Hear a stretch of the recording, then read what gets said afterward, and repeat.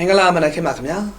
နေပြည်တော်မိုးလေဝသနဲ့ဇလဗေဒညွှန်ကြားမှုဦးစီးဌာနမှ2026ခုနှစ်ဇန်နဝါရီလ30ရက်နေ့မနက်9:00နာရီချိန်ထုတ်ပြန်တဲ့မိုးလေဝသသတင်းများကိုတင်ပြပါမယ်ခင်ဗျာဒီကနေ့မနက်6:00နာရီခွဲချိန်တိုင်းထွာရရှိခဲ့တဲ့အနေဆောင်ပူချိန်များမှာ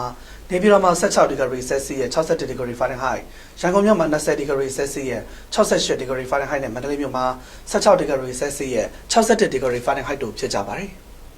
ဒီကနေ့မနက်6:00နာရီခွဲချိန်မိုးလေဝသကြိုးတို့မှဖမ်းရရှိတဲ့ပုံရ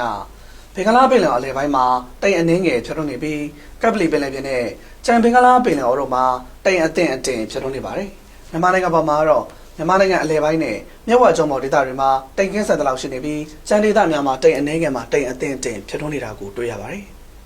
မြန်မာပင်လယ်ပြင်မှာလိုင်းနှင်းငယ်မှာလိုင်းအထင်ရှိပါမယ်လိုင်းမြစ်မှာ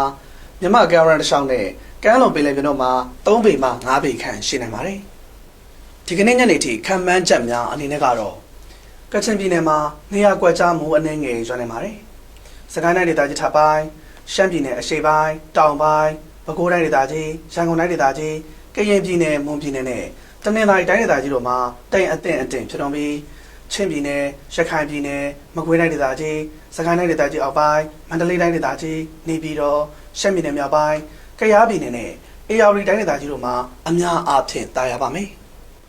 နေပြည်တော်နဲ့အနီးတစ်ဝိုက်အတွက်ဒီကနေ့ညနေထိမိုးလေဝသအခြေအနေခန့်မှန်းချက်မှာအများအားဖြင့်တာယာပါမယ်။အမြင့်ဆုံးပူချိန်မှာ33 degree Celsius ရဲ့61 degree Fahrenheit ရှိနေပါတယ်။ရန်ကုန်မြို့နဲ့အနီးတစ်ဝိုက်အတွက်ဒီကနေ့ညနေထိမိုးလေဝသအခြေအနေခန့်မှန်းချက်မှာလည်းအများအားဖြင့်တာယာပါမယ်။အမြင့်ဆုံးပူချိန်မှာ34 degree Celsius ရဲ့63 degree Fahrenheit ရှိနေပါတယ်။မန္တလေးမြို့နဲ့အနီးတစ်ဝိုက်အတွက်ဒီကနေ့ညနေထိမိုးလေဝသအခြေအနေခန့်မှန်းချက်မှာလည်းအများအားဖြင့်တာယာပါမယ်။အမြင့်ဆုံးပူချိန်မှာ33 degree Celsius ရဲ့61 degree Fahrenheit ရှိနေပါတယ်။